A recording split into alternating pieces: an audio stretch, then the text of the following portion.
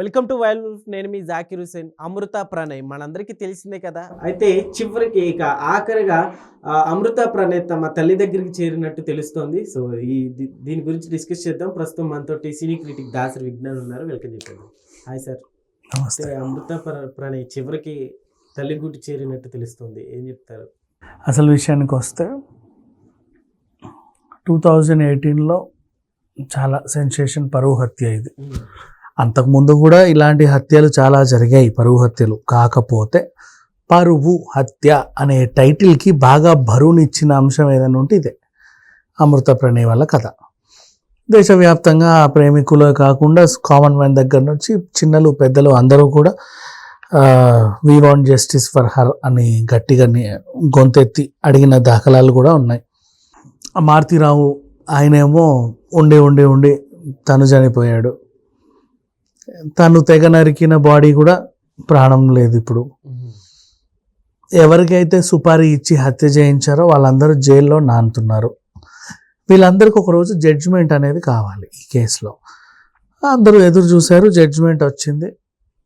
People are happy, okay మీరు న్యాయం జరిగింది అన్నట్టుగా వాళ్ళు అనుకుంటున్నారు. ఇప్పుడు ఏంటి, ఇప్పుడు ఎవరైనా సరే, ఏ తండ్రి అయినా సరే కూతుర్ని అల్లారు ముద్దుగానే పెంచుకుంటాడు. వాళ్ళ మాట వినకపోతే కొంచెం ఫీల్ అవుతారు. ఇప్పుడు 20 ఏళ్ళు పెంచారు నిన్ను, నీకు వాళ్ళ ఆవకాయ తిన్నా నీకు ముద్దపప్పు ఆమ్లెట్ కొని ఇచ్చేవాళ్ళు, వాళ్ళకున్నా లేకున్నా నీకు ఏవో పెట్టేవాళ్ళు. ఆ పుస్తకం కావాలి, ఈ పుస్తకం కావాలన్నా కొని తెచ్చేవాళ్ళు. అప్పో సొప్పో చేసైనా సరే పెంచుతారు పిల్లని.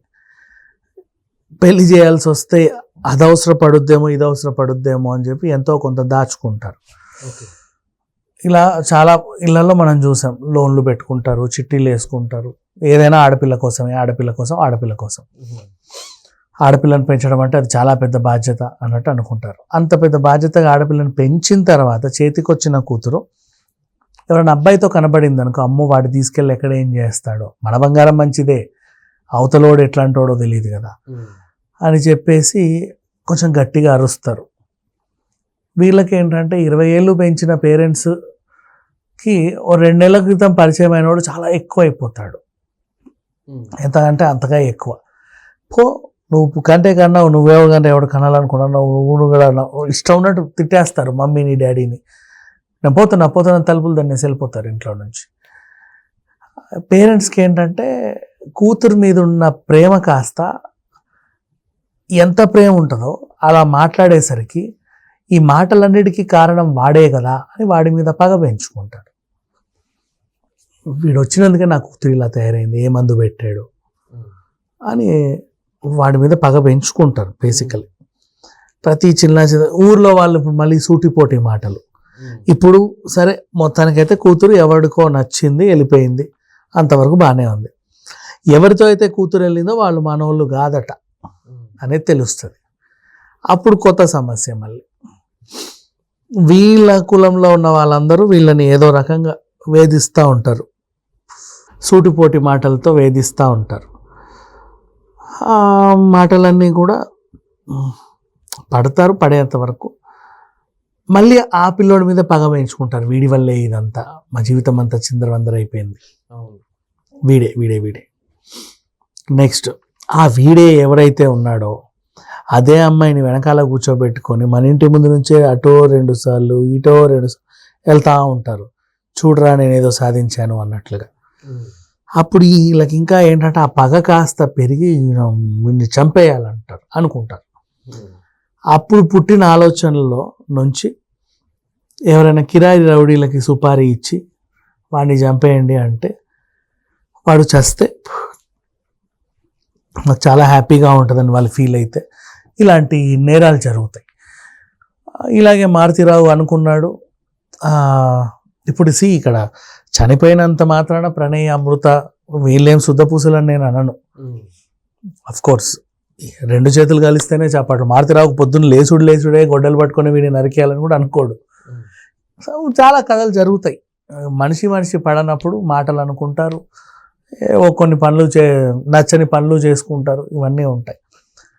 అలాంటి టైంలో ఇతనైతే ఆ నిర్ణయం తీసుకున్న వల్ల ఎవడికో సుపారీ ఇస్తే ఆడెవడో వచ్చి ఏ రోజు అయితే ఆ అమ్మాయి పాపం మెడికల్ టెస్ట్లు చేయించుకొని రిటర్న్ వస్తుంది. హస్బెండ్ అత్త కూడా ఉంది పక్కనే. ఈ సుపారీ గాడు వచ్చి వెంటనే ఇంత ఎత్తు కత్తి తీసుకొని తల మేడ అసలు ఏడ కనిపిస్తే అక్కడ నరికి నరికి నరికి చంపేశాడు. వాళ్ళందరూ చూస్తుండగానే వాళ్ళ ప్రాణం గుబేలు మనింది. ఆ టైంకి ఆ అబ్బాయి చనిపోయాడు. ఓకే, సీన్ అంతా అయిపోయింది. దీనికి కారణం మా నాన్నే, ఆ పిల్ల. సరే అనుకున్నారు. ఈయనేమో కొన్ని రోజుల తర్వాత చనిపోయాడు. వాళ్ళు చనిపోయారు, ఎవరు లేరు. ఇప్పుడు జడ్జిమెంట్. అయితే ఇలాంటి కేసులలో వీళ్ళని ఊరికే వదిలేస్తే సమాజం మీద వీళ్ళ ప్రభావం చాలా ఉంటుందని భావించి ఎవరినైతే శిక్ష చేశారు తెలుసా, ఇప్పుడు వాళ్ళ ఇంట్లో జరిగిన కుటుంబ విషయం మనకు అనవసరం. ఇప్పుడు ఇక్కడ సుపారీ పుచ్చుకొని వచ్చిన 7-6 ఈ మందు ఉంది కదా, వీడి డ్యూటీ ఏంటి? కత్తి తీసుకొని నరకడం. నువ్వు మనిషివే, అవతలోడు మనిషే. నువ్వు ఎలా అయితే పుట్టి భూమి మీదకి వచ్చావు, వాడు అలాగే పుట్టి భూమి మీదకి వచ్చాడు. నీకు చిన్న ఏదైనా ఇదో అదో తగిలితేనే జిల్లని విలవిలలాడిపోతూ ఉంటావు. అలాంటి టైంలో నువ్వు ఒక మనిషిని ఇంతేసి కత్తితో నరుకుతున్నావు అంటే అసలు ఏమనుకొని నరుకుతున్నావు? ఎందుకు? అది ప్రాణమే కదా. అది ఎంత బాధపడి నరక యాతన అనుభవించి చనిపోయి ఉంటుంది, ఎంత క్షోభ అనుభవించి చనిపోయి ఉంటుంది నీ కళ్ళ ముందే. నువ్వు నరుకుతూ ఉంటే ఎంత విలవిలలాడిపోయి ఉంటుంది. మరి నీకు ఆ పెయిన్ తగలాలిగా. అవును, మరి నీకెవడిచ్చాడు హక్కు? సో ఈరోజు కోర్టు తీర్పు ఉరి శిక్ష అన్నా కూడా అతనికి కూడా ఇదే శిక్ష పడాలని అందరూ అనుకున్నారు. బట్ మన చట్టాల్లో అలాంటివి లేవు. చట్టం ఎంత మంచిదో చూసావా? వీడు అవతలోని ఎంత తెగ నరికినా కూడా వీడికి మాత్రం ఉరి శిక్ష వేసి చంపేస్తుంది. వీడు అవతలోడు గోరు బీకి, కన్ను బీకి, కాలు బీకి చంపుతాడు, కానీ వీడికి మాత్రం సుఖమైన శిక్షలు వేస్తాయి. తెలిసి తెలియకుండా పోతారు. అట్లా ఉంది పరిస్థితి. ఇప్పుడు మిగతా వాళ్ళందరికీ జీవిత ఖైదు, వీడికి ఉరి శిక్ష విధించింది. మిగతా వాళ్ళు అంటే వీడి మంద. సమాజానికి వీళ్ళ వల్ల హాని. ఇప్పుడు రోజు నువ్వు కూడా వెళ్ళి ఇంత డబ్బులు ఇస్తే ఆడు వెళ్ళి ఇంకొకటి కూడా అరికేసి వస్తాడు. మరి మనిషిని నరుకుతున్నా అంటే వాడు క్రూర మృగం కంటే క్రూరమైన వాడు. కాబట్టి అలాంటి వాళ్ళు జైల్లో ఉండాలి, లేదా వాళ్ళని చంపేయాలి ఉరి తీసి. ఎందుకంటే వాడు మళ్ళీ ఇంకో 4 ప్రాణాలు పోతాయి కాబట్టి.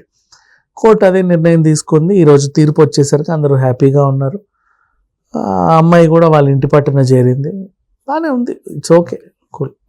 Okay sir, thank you.